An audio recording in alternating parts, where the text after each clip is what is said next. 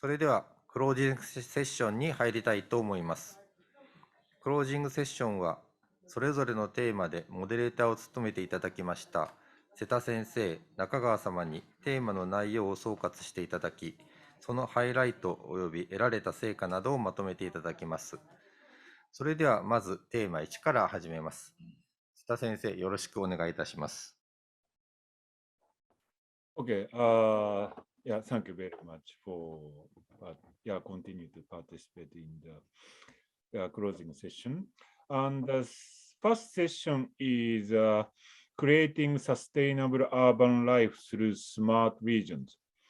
Yeah, we usually imagine the word smart and it is related to the technology, advanced technologies. It is globally advanced or developed.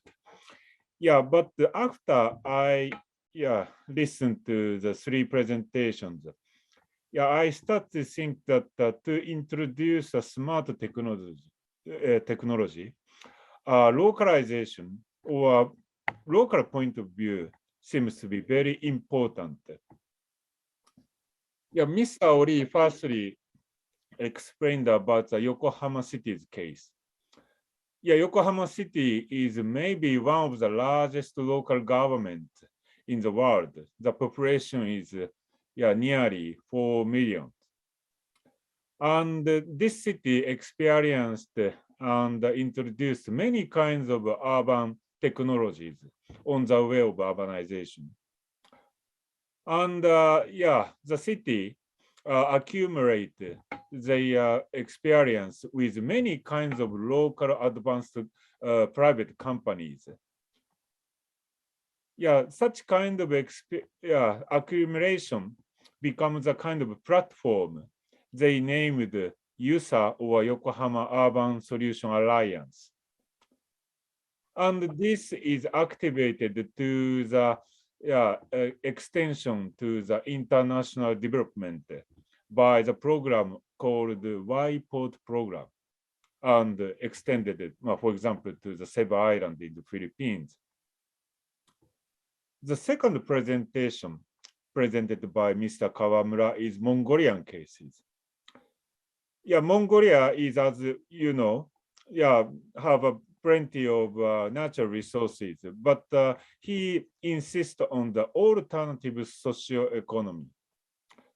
Yeah, natural resources should not be income, but should be a capital for their national citizens.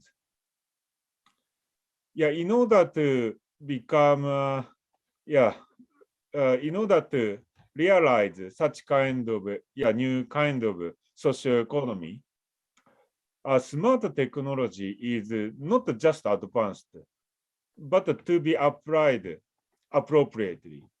But this is a very important point, I guess. Yeah, and the keyword to realize the smart in the spatial planning is maybe localization, local point of view, or the point of localization. And the third presentation presented by the Professor Gaspers is the German case. Yeah, unlike many Asian countries, including Japan or Philippines or other countries, Germany has a very decentralized urban or national structure. And Professor Gaspers explained about the task of very small villages. Yeah, I think, German small villages are very attractive. Yeah, but these kind of small towns have a problem of supplying many kinds of services. And they have to realize both the development and also realizing sustainability. And he raised up the example of the small villages, Busten Road. But this village tried to introduce new vehicles, and in order to introduce a new kind of mobility, the private companies and public organizations, of course, village government, and also academic organizations, universities, collaboratively participate in the project, and they analyze firstly the patterns of the mobility and lifestyles very minutely, and try to propose an applicable scenario for the new to introduce new technologies. And Professor Gaspers emphasizes the importance to focus on the users. But these three examples are very different, of course. Yeah, cities, conditions of cities are different and fields are different. Yeah, but I think they have a common point to focus on or exaggerate a local point of view to introduce smart technologies. Yeah, so such kind of local, or in other words, space-specific approach is very important for the spatial planning. So I learned a lot from three presentations, and if we'd like to, you want to discuss more, please come to our rooms. Thank you very much. ありがとうございました。続きにテーマ2について中川様よろしくお願いいたします。はい。Session 2 discuss the practical DRR strategies for realizing a resilient society and the challenges that need to be overcome to achieve it. First speaker, Professor Nishikawa, reviews the history of disasters in Japan, especially the three turning points of Ise-1 typhoon, the Great Hanshin earthquake, the Great East Japan earthquake, and pointed out the importance of DRR strategies and how they should be put into practice, specifically as a structural and non-structural measures. So from Professor Nishikawa's lecture, we have learned not only the forward perspective of DR strategy, but also a background, its background based on the empirical study. And the second speaker, Mr. Hashiura of Sendai City, introduced how the damage caused to Sendai City by the Great East Japan earthquake was mitigated by investing in DRR in advance. The Professor Nishikawa also showed that this is a good example of how to learn from past disasters and prepare for anticipated future disasters. And Mr. Hashiura also introduced the city's efforts to introduce World Conference and also the importance of integration of DR strategies into urban development in line with the Sendai framework for DRR. So we learned that the DRR can be achieved by integrating it with other policies such as urban and regional development policies, and also by implementing it as an overall policy as a local government. And the third speaker, Mr. Tamuruto from the Philippines, provided valuable examples showing that the DRR projects alone does not necessarily reduce disaster risks.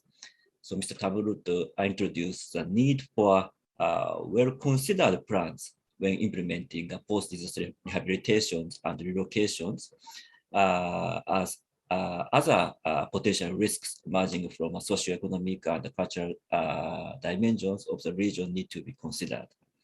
So this has something in common with Mr. Hashiura's presentation that DR strategies should be implemented as a combined project of urban and community development.